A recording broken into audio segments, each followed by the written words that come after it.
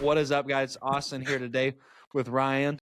There we go. Ryan, I appreciate you taking time out today. If you don't know, when it comes to Ryan, Ryan has had an awesome story of his own coming up into, creating, and his story is the reason why his core values are so true for himself.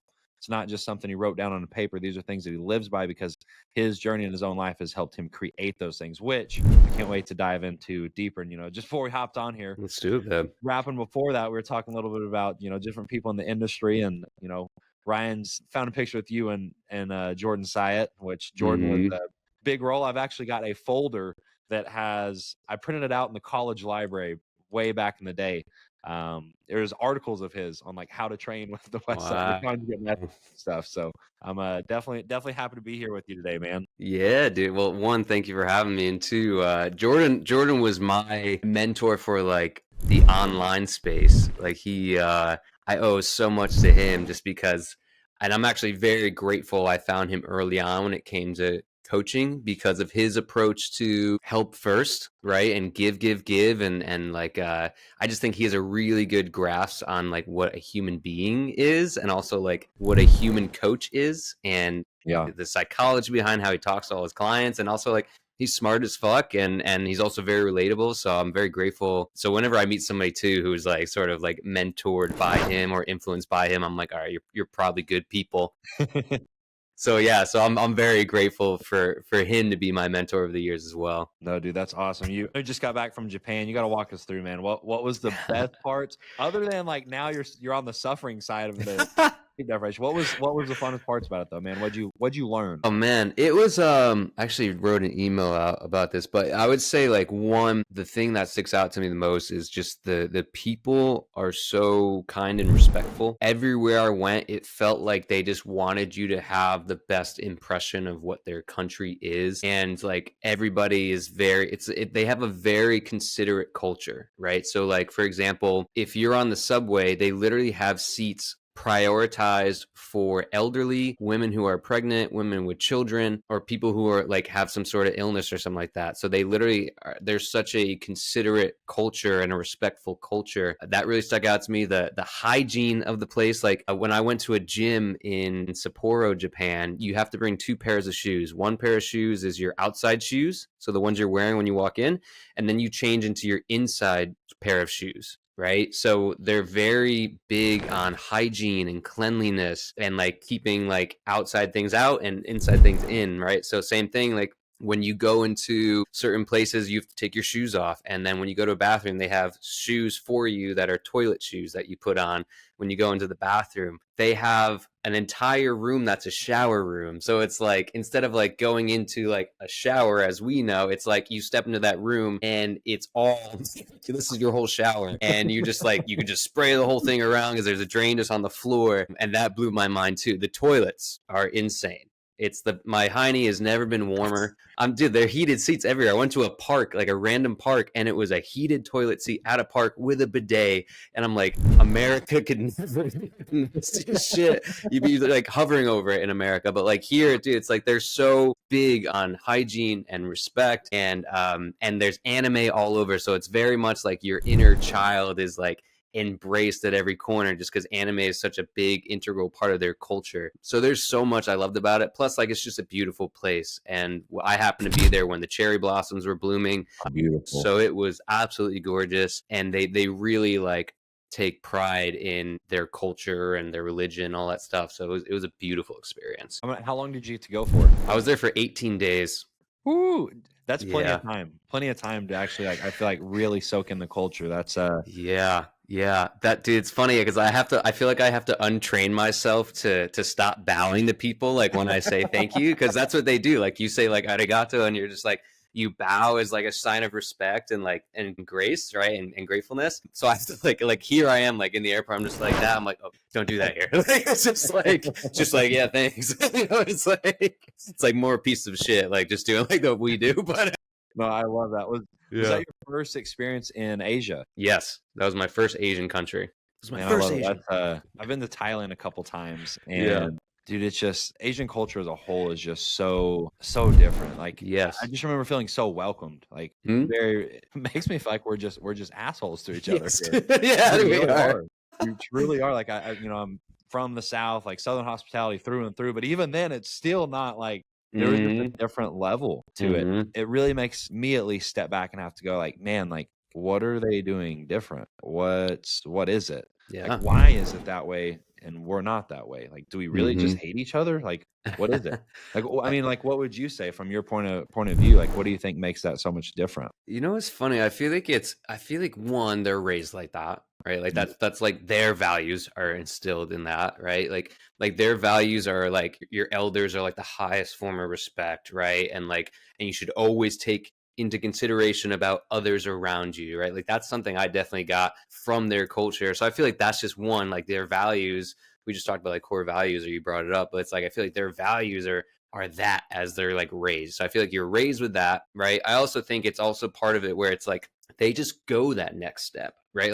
Like the Uber drivers always get out of the car, they open the doors for you. You know, they're very like considerate. They get out, they thank you when you're like leaving. It's like I just feel like they just go that next step where we just kind of take the easier, like more comfortable for us type of approach, Mm. where they're like, how can I make this person more comfortable? That's just the vibes I got. So I feel like it's more just like that's kind of how they're raised, and because of that culture, they just go beyond that level. And I think it's hard for us to grasp because like America is like a big melting pot, right, with so many different cultures, and depending on where you're from and where you're raised, like you said, like you were born in the South, like I'm from New England, right? So like Yeah. you might know like a very southern hospitality, I might know like being an asshole to someone is my love language, right? It's like good banter and talking shit, right? Like and like being no bullshit. That's just how I was Yeah. raised. That's the culture of New England, right? So I think because of that, you know, America has like this melting pot of values and culture, whereas Japan, like it's really like they're a very conservative country. There's not a lot of like individualism, right? It's very like almost like looked down upon if you're like kind of outside the box, right? Like you can't even like show tattoos where you are in Japan. Like it's very like you can, but like certain places I had to like put a band-aid over like my tattoo or something like that because they just look at it as like sort of like disrespectful. Also reminds of Wow. like of gang violence and stuff like that. So there's a lot of like it's very conservative in that way where they're like the individual isn't praised, whereas in America like the individual is very much praised, and like if you stick out, right, that's sort of how I think about it when it comes to that. I love that. We're gonna roll straight from the, Yeah. core values of that society into your own core values and how you've crafted these over time. I mean, just following Yeah. through and keeping up, like I was telling you, like I study you on Instagram. That's the best way I can figure Yeah. out. You do a phenomenal job putting out content, man. Thanks, dude. And it's just, you can tell you've gone through your own stories. Like Hmm. you have phenomenal stories. It's like crafting those over time. Like what core values have you created for yourself out of that to live by? Yeah, I mean, I think number one, my biggest core value is vulnerability. I think being somebody so my dad is an immigrant from Lebanon to the Middle East. My mom's a white woman from Connecticut. So I learned to suppress my emotions from my dad, and I learned to be very emotional for my mom. My mom's the type where emotions on her sleeve. My dad's the type to suppress. They've both gotten better as they've gotten older, but that's what I took on. Like that was the example I took on. So I was very much like growing up, very emotionally suppressant, but also very emotional person. And it eventually just caught up to me, right? It caught up to me where my mental health hit rock bottom. You know, we kind of talked about earlier how you put yourself through self-induced trauma, like willful suffering with your marathons and like lifting heavy ass weight and stuff like that. For me, it got to the point where I was having panic attacks in the gym. Like my solace, which was lifting and working out and exercise, just didn't hit anymore, right? I often compare it to the first cup of coffee you have or first sip of caffeine you have. It's like, let's go. Like I could do the world, right? For me, it's like that cup of coffee just wasn't hitting anymore, and it wasn't giving me that relief I had because bench pressing doesn't help all the trauma you've been through. It doesn't give you the tools how to communicate your feelings or anything like that. So I was having like routine panic attacks. I was waking up in the middle of the night having panic attacks. I remember my mom drove me to the hospital like at 4 a.m. one day because I thought I was having a heart attack. And $1,000 later, they're like, "You're fine." And that was like one of my wake up calls to say like, I need to start prioritizing my mental health. And I started going to therapy, and therapy really gave me the tools to help in my mental health. It allowed me to communicate and work through any traumas I've been through. So vulnerability for me was huge because the hardest thing for me to say was like, I need help.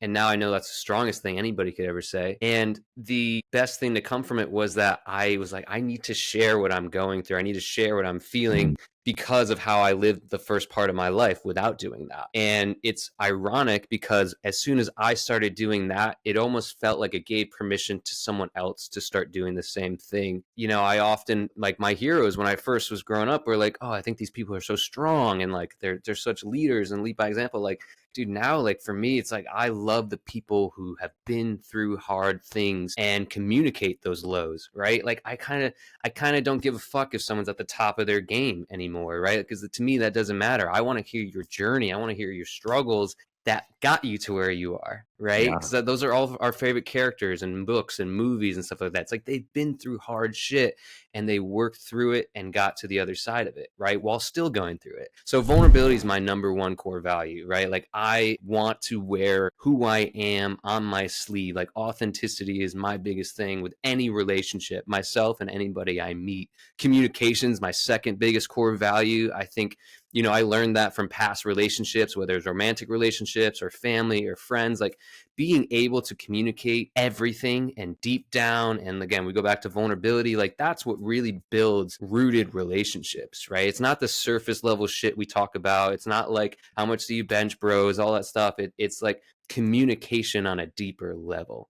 You know, because I think we're all scared to share that and we feel shame if we share that. We feel guilty, right? So communications is one of my other biggest values, and family's my, like, probably third biggest value, right? Like, I am definitely, I don't want to say I'm still a mama's boy. I definitely am in parts. I think I've just become more independent in my own self, but I still, like, I love my mom so much, and like my family I love, like my niece and nephew. Like, I make it a point, even though I moved to the West Coast, to go to the East Coast like 4 or 5 times a year, spend like 2 weeks at a time with my family, just because it means so much to me to stay rooted and to, and like, again, like I see through all the money stuff. I see through all like the success stuff because I know like that stuff's cool, but like if you lose what really matters to you, it doesn't really fucking matter. So I'd rather be dirt poor with like a richness of family and friends than to have tons of money and lose that. So I really make it a point to stay connected, right? Like, connection's really big for me. So I make it a point to reach out to friends, to call people, to call my mom, call my dad, call my sister, call my niece and nephew, like call all these people. And I think also that's because I've lost friends, I've lost family, right? And when that happens to you, it's like it's a crossroads, right? You can either learn from it or you can just continue doing what you're doing, and that's fine too if that's your choice. So I would say those are probably my top three biggest values: vulnerability, communication, and family. Oh, I love that, man. It's just cool rolling in. Like, I just had a meeting this morning talking specifically about that, like keeping the main things the main things. Money's Mm-hmm. great. It's a phenomenal tool, but it's not the end goal. It Mm-hmm. never is. I Mm-hmm. ran a gym for a long time. Started out when I was a sophomore in college. Ended up selling it just a couple weeks ago, actually, and Let's go. I realized that in that there was this moment, I'd say a year and a half, 2 years ago, where somehow it switched to where like money became more of a priority.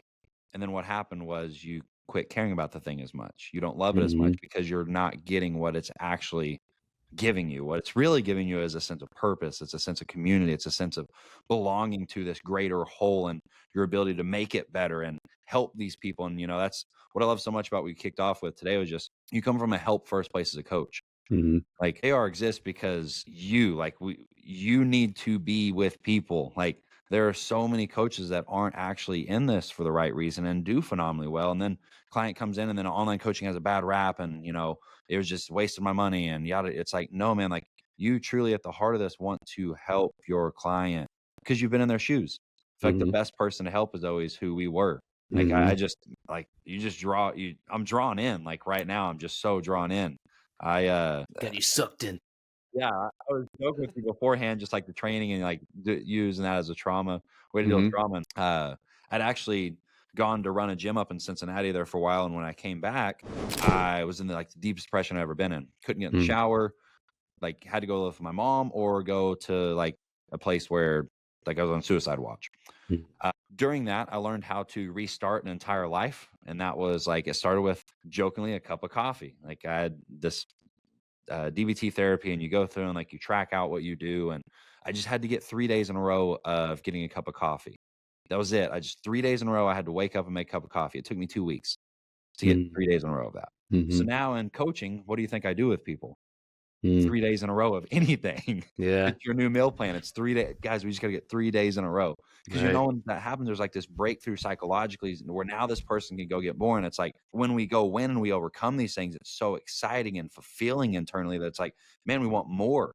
Like we want to keep doing that at a higher level and a higher level and a high. And I don't. That's not bad. Like eventually, you've got to take in perspective. Like, okay, Mm-hmm. what is the thing I'm searching for? Because you Yeah. can get lost just winning, but for what reason? Mm-hmm. Like there's still got to be a purpose behind it. And I just feel like your own story is one where, you know, I fully feel like I could send somebody to you and be like, yeah, Ryan's going to take care of them. Like just in spending a couple hours on your Instagram and intro and conversations like Mm-hmm. that doesn't happen. So whatever you're Yeah. doing, Ryan, please keep doing it. You radiate an energy unlike many people that I ever run into. Like Thank you. whatever's coming for you, man, is going to be phenomenal, phenomenal, phenomenal. I know, like for me at least, whenever I'm able to be vulnerable, I'm being open, and this, that, and the other. It's typically I'm dealing with a lot of my own pain, and I'm walking through that. Mm-hmm. But our suffering is the gift. Like it's not to run away from the suffering; it's to embrace it. Because in our own embracing of that suffering, we're able to help the other person. Mm-hmm. And so I just have a lot of respect for you on being able to deal with that yourself. Thank you, dude. And don't make me cry. Dude, We we keep joking in the office of like, man, I'm just tired of crying. Yeah, yeah, seriously. So you know it's a good culture. Yeah.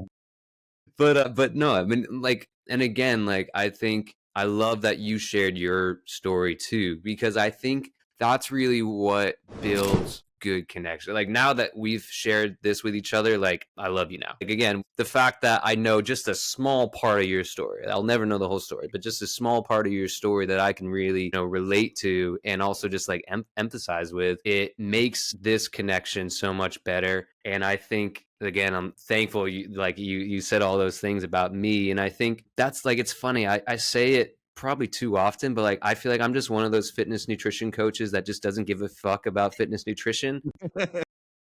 Even though I do, but I don't. Like I just feel like I just have an understanding that like, yes, that stuff matters, but there's so much, like the reason I say like to everyone I meet, like my goal is to get you to live life sooner, right? Mm-hmm. And that's so that fitness and nutrition can be in the background without it being like your main focus, so that you can actually see like the life in front of you and appreciate these little moments that we have, right? So that's always been like my focus with my clients. And you know, again, I love that comes off as like how I speak, but it's just because, again, like we talked about, like I was raised by amazing people, family, amazing mentors. And I think that's what's allowed me to show up as how I do, is because I was just like, I was very fortunate to be born into like love and like and respect, and you know, a lot of that to my grandpa too. Like he was like, you know, those people in your corner that like you can fucking rob a bank and they are like, I'm so proud of you. It's, you know, it's like, absolutely, you know, to have that. So I'm very grateful for my roots, and that's why I really make it a point to stay connected to my roots,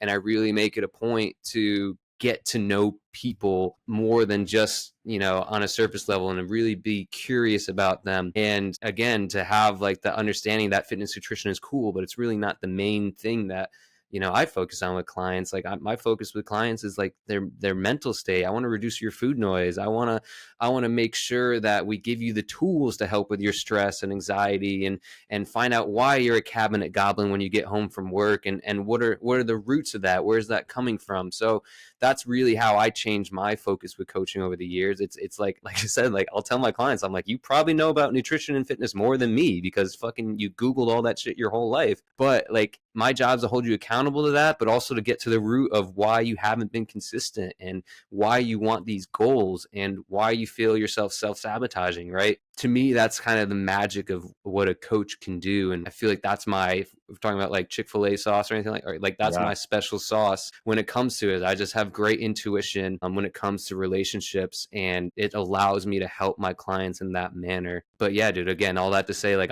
I appreciate your words that you said, because it means a lot to me. And I wasn't joking about like holding off on you because you're gonna make me tear up, because that's I'm like I told you, I'm a very emotional person, and I'm, like I said, when I encounter good people, I'm very grateful for that. Vice versa, man. That's what I love getting to do about with our AR podcast, is that right there. Like, man, you just get to meet such great people. Not always, but a lot of Sure. the times, a lot of the time. Sure. You know, that's I had a question for you on that. Mm-hmm. When it comes to keeping that intuition high, Mm-hmm. like I built a gym on intuition, Sure. not systems. My systems were terrible. It was completely just going by what I thought was right. But there's a catch-22 to that. Mm-hmm.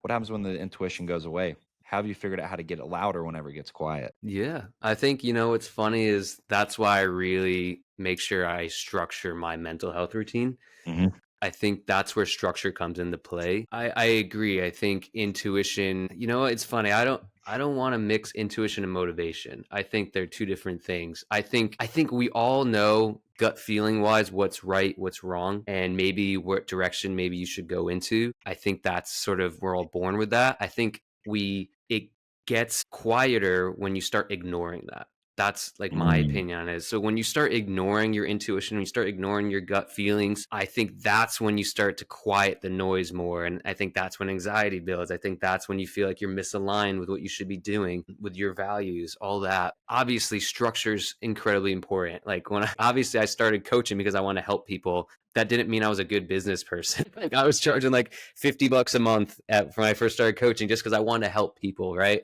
But I was still living in my mom's basement, working at LA Fitness like 6 days a week and making maybe $28,000 a year, right? So like intuition, I was like, I know this is for me. I know this is the path I need to be on. From a structure standpoint, I didn't know shit, but that's where experience comes in, right? That's where hiring the right mentors comes in. Like that's why I met Jordan and stuff like that. Like Mhm. my intuition sort of led me there. I'm like, this is a good person, right? This is someone I want to learn from, So I don't want to mix intuition with motivation or things like that. But I think when we tend to ignore our intuition, that's when we become really misaligned on our path, right? Because I think intuition is just the path that you should be on, right? And Yeah. when we veer away from that, that's when we feel misaligned. Again, structure is incredibly important. Again, that's why I hired you guys to help me as well. I think without structure, it's like there's just a bunch of good intention getting thrown all around. Right? But like when you have some structure, you're more focused and you have more guidance and direction. And I think when you have guidance and direction, knowing you're on the right path,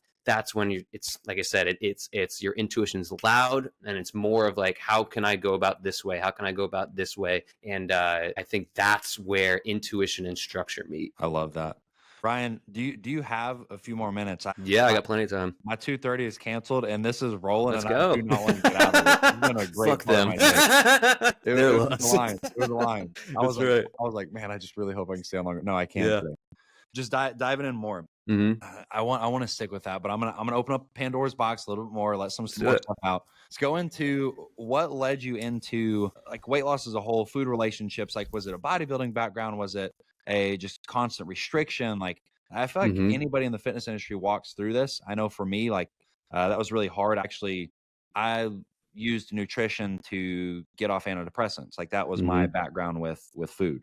Mm-hmm. But that was still dealing with a lot of like the crumble cookie cravings and I'm sad and I need to feel good. And so let me go grab Mm-hmm. these sweets. And like, what was it for you that led you down that road? Yeah, I mean, for me, it was I didn't realize I was a binge eater. In college, it really got worse, my binge eating, in terms of like I would eat quote unquote very clean, like Monday through Thursday, like your prototypical like whole wheat pasta and chicken for dinner. And it's like and vegetable. Like that was me Monday through Thursday. I would work out 6 days a week, 6 full body workouts, like cardio, like really just grueling shit that I would never Yeah. have anybody do. And that was also that Friday, Saturday, Sunday, I could binge drink so that I could, on Sundays, I would literally start my morning with like ramen noodles for breakfast, Girl Scout, like 2 or 3 Girl Scout cookie boxes or something like that, at tag-alongs, of course. And then I would follow that up with like one large specialty pizza to myself, watch The Walking Dead, and then I would finish that off with a Ben and Jerry's pint of Chubby Hubby, right? Ryan. That was routine, bro. So, but I didn't know that I was like just binging, like Yeah. I was like my cheat day. I was like, I deserve this. This is a reward, right? And it wasn't until I was out of college and those habits sort of continue where I was like, this isn't right. Like something's wrong here. And sort of diving a little bit more into like if it fits your macros and stuff like that to learn like you can have these foods in moderation. You can have this flexible dieting, right? And then the other aspect was once I started going to therapy, The rest kind of like ironed itself out, like Oh, stress eating or comfort eating. When I was going through anxiety, depression, like making sure I wasn't filling that with like food and things of like coping in general. So it gave me a lot of awareness around my habits and the person I was and who I actually wanted to be. And so like we talk about like our own journeys, like of how like I was a binge eater. I used to binge all the time. I used to like stress eat. I used to boredom eat. And I just realized like if I want to be a coach for somebody, I need to like walk the walk. You know what I'm saying? And again, we talk about vulnerability, stuff like that. That's like why I communicate if I have a day like that, or if something happens like where it's like, hey, I did this shit, and like it's normal and it's okay, and it's good to just like recognize it and say and share it so it doesn't sink down into shame and guilt. yeah. Right. So that was sort of my journey with like nutritional aspect. From like a fitness standpoint, I got sucked into bodybuilding a little bit. Like my gym that I trained at, LA Fitness, there were just so many people who were doing bodybuilding at that time. Like that 2014 to 2019 era was very like bodybuilding focused. And I kind of just got sucked into like aesthetics and all that. Yeah. And it really fucked up my body image, right? Like I would go to the gym, I'd take like 30 different photos in the mirror, and I would just pick myself apart in each photo, until I got the right one that looked really good or something like that. Or if it didn't, I would just be like, I would beat myself up and not even, post anything or anything like that. And, especially back then too, like social media, like so many people were blowing up because of how they looked, and that's why I gravitated towards Jordan and all that, because his was more just like education and helping people. Whereas if you go back to my old Instagram post, it's me like just flexing or like just showing off my body or stuff like that. So that I had to change my approach to how I trained and my intention behind it. And I had to stop taking those types of photos because I would just pick myself apart. And I lost track of like when I used to work out when I was like 18, 19, like I remember this. I said, I was in an interview when I got hired to work for Fox, when I moved to New York City as a trainer. During my interview, they're like, why do you work out? And I was like, I just want to be like a really fit dad one day. I want to be able to like keep up with my kids. I want to be able to get up and off the floor, stuff like that. Like that was always like how I kind of trained, just because I was originally mentored in high school by a man named Carl Bodner, and he was like 65 years old. He was like the economics teacher. He was like a family friend of ours, and he took me under his wing, and he just really gave me a good foundation for strength training and all this stuff. And like at the end of every workout, he'd hand me an orange, and he'd say, how was that for an old man workout? As I'm like dead, after he killed me. So my foundation was just a matter of like, I just got to return to my foundation, where it's like, I used to lift for fun and performance and for feeling strong. And so that I could say that to a kid when I'm 65 and say, how is that for an old man workout? So it was just a matter of getting back to my roots and not so much focus on aesthetics. Like, don't get me wrong, I want to look good naked. I want to be fucking strong, and like I want to feel proud of the thing I've built. But I also have full fucking awareness that that's not really why I'm doing all this, So on those low body image days, that's kind of what I tell myself is like, this is my why, this is my deep why. And also like reminding myself not to be a dick to myself at the same time, So long way of answering your question, but that's kind of my journey with nutrition and all that, and hitting rock bottom mentally. And that therapy actually ironically improved my relationship with food a ton. And then just surrounding myself with good mentors who didn't just focus on aesthetics, but focus on like performance. Like you were at West Side Barbell. Like they don't fucking talk about your abs and stuff like that. They're just like, how much weight you lifting, right? Like what kind of crazy shit we're gonna do today, improve your speed and power, right? And like that's stuff that you forget about when you're just going to a normal box gym, So I'm kind of grateful I had that foundation, but also I went through that shit to get to where I am now. No, I love that, man. That's I feel like so many times me and my wife always talk about the onion, like getting underneath the onion. Like, okay, Shrek. I'm doing this, but what am I really trying to get from this? Because it's not this thing. It's like, well, I need $5,000 more. Okay, well, why? Like, what do you really hope that's going to give you? Oh, happiness, peace, safety. Oh, well, where are we not getting safety at then? Okay, what do we actually need to go address so we can get safety? Because it's probably not just go make this or go do X, Y, Z. Or it's like having a very intentional purpose behind the things, understanding why. I feel like that's where everything really is. And so therapy on, that side of it too, like, man, that's changed my life. Go. Therapy was a game changer and there's definitely always stuff we can continue to work on. And I don't think it ever goes away. think it's just a Mhm. continuum. It's like we climb one mountain, then we look at the next one, we're like, damn, that mountain's a little bit taller. Okay, Mhm. I can either I can sit here and it's freezing on top of this mountain, or I can go ahead and trudge up the next one. It's like Right. constant. Like it never quite goes away, but you do get better and better at climbing those mountains as you go. They might get harder and they might get, steeper. Or you might have to get some new tools as you go, but inevitably the confidence to do it is there because you've already climbed the one before it. So whether that problem was a food relationship or a relationship with a significant other, with self, like you can always walk through those because you can always look at the back end of it and be like, oh man, I already did this. It's Yeah. a little different, yeah, but it's still the same thing. Like improving a bench press comes down to having, okay, what's the muscle group that I need to build up? Deadlifts, okay, what's the muscle group I need to build up? It's the same thing. It's just Mhm. two different outcomes for two different goals on it. And so So I true. love that, man. Yeah. It's I funny. was I was just having this conversation with a client about anxiety. She was feeling anxiety because she's going back to the gym for the first time in a long time, and I was like, it's interesting. Like, a good reframe. I was like, anxiety is actually good in small doses, right? Like it's actually. I was like, this is just your body telling you that you're just stepping out of a comfort zone. Right. mm, So it's actually a good reframe for some people who might have some anxiety when they're like, what you said, like going how to grow and all these things and progress. It's like, you're going to feel that anxiety, right? Because that's just you touching the wall that you've always known, right? For my Lord of the Rings people, like when Sam's like, this is the farthest I've been out of the Shire. And it's like, he's like, holy fuck, if I take another step, like I'm going farther than I've ever been before, right? And that's quite literally what we feel when we are trying something new or about to start something new. It's that anxiety. And I kind of wish somebody told me that earlier on, that anxiety is normal when you're trying to grow and progress, and that it's normal to feel scared and excited and all these things, because that's just our body's own signal to be like, you're going out of your comfort zone and like the next step. And like you said, but once you take that, now I have a new comfort zone, right? And then once you take that, yeah. now I have a new comfort zone. So I just wanted to piggyback off what you said. No, I love that, man. You got to walk me through. So I was digging through some of your stuff. Mm-hmm. I just got off a mentorship call with one of my coaches this morning where we're diving through the world of pharmaceuticals and GLP-1s and Mm-hmm. all the fun. So I got to get your take.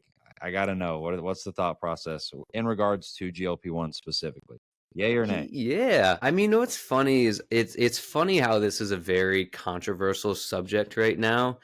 And I think that's because people put a lot of emotion into things where we just Mm, need to look at facts at some points, right? Something I always tell my clients is like, follow your plan, not your mood. And I feel the same with GLP-1s. Like I have family members who are on them, and in my opinion, they've been struggling with weight their whole life, and it's probably a good thing they're on it.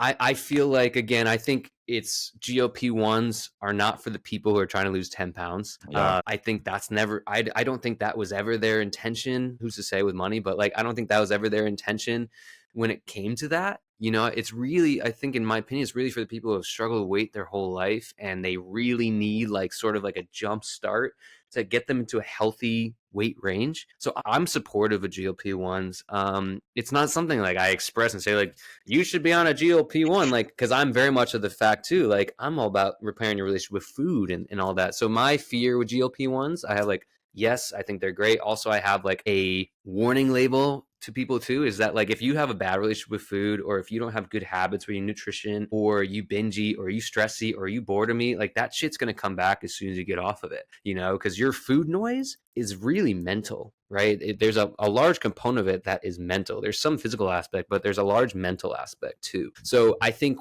my caution to people is like, hey, while you're on this GLP-1, we should be focusing on your all or nothing mentality. We should be focusing on your stress eating. We should be focusing on why anytime you're sad, you open the closet to get some snacks or something like that. Like, we need to focus on the psychological aspect that contributes to your nutrition and your fitness. And I think it's also important, like sometimes, like, so for example, the family member that is in my family members in my family, that's on the GLP-1, they didn't really do a good job educating her on, nutrition and how often to weigh themselves and what's a sign if this is working, or some symptoms that you could have and how to navigate that. So I think there's some, I don't want to say abuse, but like there's a lot of misinformation from doctors who are prescribing it, who could do a better job of explaining why making sure you're getting enough protein in matters when you're on this, or why you should make sure you're strength training while you're doing this, and sort of like the almost like the basics that we understand as coaches that a lot of these people taking these drugs don't understand. And I think that it's important to focus on the mental aspect just as much as the physical aspect when it comes to GLP-1s, so that when the time comes where it's time for you to sort of wean off it, that you can, and you don't have that food noise, and you also have the tools to work through your emotions and not cope with food. So that's sort of my take on GLP-1s. Is I'm very supportive of them for the right people. I don't like when they're abused, but I also don't like when any other drugs are abused either, so that's my opinion on it. And I think that with more people talking about that in general, like the mental aspect as well as the physical aspect when taking these drugs, I think that'll go a long way. But there's no question, like, that's where our future is as a society. So I think if that's where we're going, then we just need to accept that and not judge it, and also say, like, well, how can we make this journey a healthy journey mentally and physically? No, I love that, and I'm in full agreement with that. I think the education side of the background that's really all that's lacking right now. It's in the right place, right time. Like understanding when somebody is coming off these things, like it's hard like anything else because our brain's been hijacked, our ghrelin, our leptin, like all our responses have been hijacked by this thing. And so even then I look at it as like, what if people are just running it less often instead of doing these prolonged periods? Like, what if we're giving them a couple weeks, few weeks, and then coming off, and then a couple weeks, few weeks, and coming off, like just using it like that. And then, ensuring that when we do come off, that we've got enough of the right resource in place for, GABA in the brain. Like, are we using things that are going to help increase serotonin, dopamine production? Like, protein does a really good job of helping with those. And whenever we're not hungry, we don't really want to eat protein. And so whenever we come off of those, though, all of a sudden our cortisol spikes, and it's like we want everything, and we want the sugary donut and the this and all these things. We've been working on these habits to try to, uninstall. And so I think if people are using that, it's just those last 1 to 2 weeks, like maybe there are some dietary changes to just help the brain start to rewire, using cocoa powder, using some different things that can help the brain upregulate. So whenever you do take it away, it's like it's not as much of a like freak out internally on the internal state. So yeah, I have also full like agreement. mental health tools too, like if your stress is spiking, right, quite literally, like your cortisol spiking, like then we should probably have some mental health routines in place, right? Like you should probably have a journal, right? You should probably make sure walking is without your phone, or like learning how to mindfully walk is part of your routine, right? I think that's where it gets lost too, is like, yes, there's nutritional aspects that we have to put in place, and like that could be helpful, but also like Lifestyle. so many people have a workout routine, right? They're always asking for a workout program, workout routine, but like when I ask what's your mental health routine, it's like nobody has a mental Man, health that's routine, good, Ryan. right? Like nobody has a mental health routine. So that's like my challenge to my clients too. I'm just like, what's your mental health routine? And they're like, and it's crickets always. Like most people, it's crickets always, because we're always looking to supplements or workouts or nutrition, but we're not looking towards what we actually can do or what's in front of us, right? How to mindfully eat, how to mindfully walk, journaling. Like people, it's so funny, like, or meditation, like people would rather run a fucking marathon than sit for 3 minutes and focus on their breath. Man. Yeah. And that's what's weird too, is like in the performance world of it, you eventually find you can't outperform you can't outperform you. Like you have to eventually put the lifestyle factors in place, like things like a sauna, meditation, breath work, night walks, like these things, you can't get past them at a certain point. Like, I'm thinking about myself here lately. Like I've had to really pull back training volumes because I'm not managing that side as well. So what do? You double down on those things. Okay, are we getting our night walk? Oh, we got it 3 days this past week. Well, can we get it 5? Oh yeah, we can do that. Okay, cool. But you don't need an hour, 2 hours, 3 hours, like, because then that all in excessive mindset will come in too if we're not careful. So Right. I love that, man. I love that. I love that approach with it. I've got a couple last ones for you, Ryan. Number one, what was your biggest hesitation before you came into AR? Like as a coach, what was holding you back from doing that?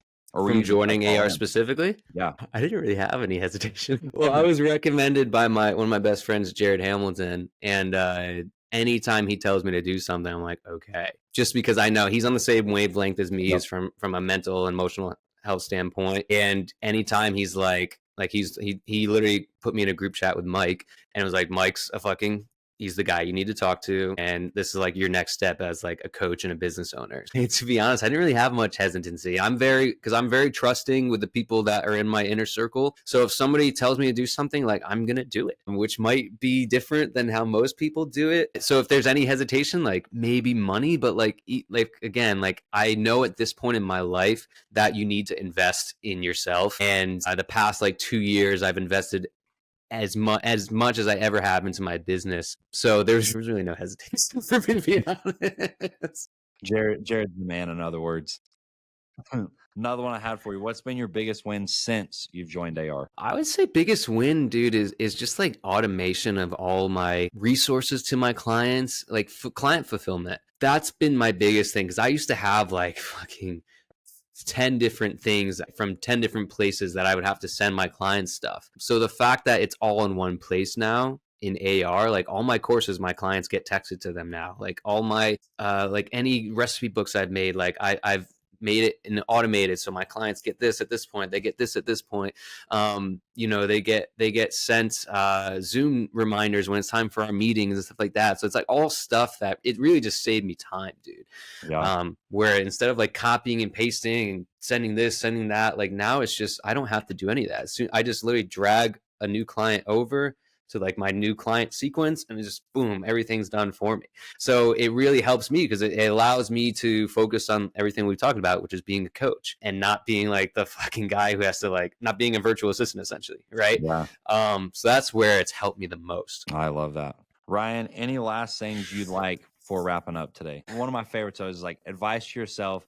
Go back in time. We go back to when you launched to the online world, like the hesitations. Like, what would you tell that person? You, like yourself, like now, if you're sitting there having a conversation with him now. Yeah, I think it's just like it's what I would tell myself is like life's all about these little moments, right? So when you're feeling stressed, when you're feeling overwhelmed, when you're feeling like you're not going anywhere, you're not making progress, anything like that, it's like remember like what's in front of you right now. And I think knowing that, and like it's some semblance, like I've had that throughout my time as a coach, but I think it's always just a good reminder. I think we get too overwhelmed where we think we should be somewhere by a certain point, and then you get those things and you're at that point, and then you think you should be somewhere else at a certain point. So I think it's really like I remind myself daily that like life's all about these little moments, and it's again, we talked about like what matters to me and what am I grateful for, and everything I've ever wanted I've achieved, right? So it's kind of just reminding yourself like you're good, you've done it before, you've done this before, you've been through hardship before, so you have all the evidence in the world that you can keep going. So I think that's something I would just remind my younger self coach when I was starting out, and yeah, that's what I would say. I love it, man. Ryan, I appreciate you taking out time today. It's awesome having you on here, man. Great conversations. Yeah, hey, thanks for the bonus time. Yeah, man. Looking forward to continue to crush it, continue to impact lives. Hell yeah. Continue to do great things, man. Yeah, I gotta follow you back on the gram too, because you've been sort of spying on me. Got to do what I got to do, man. Got to do what I got to do. Appreciate you, Ryan. We'll be talking soon.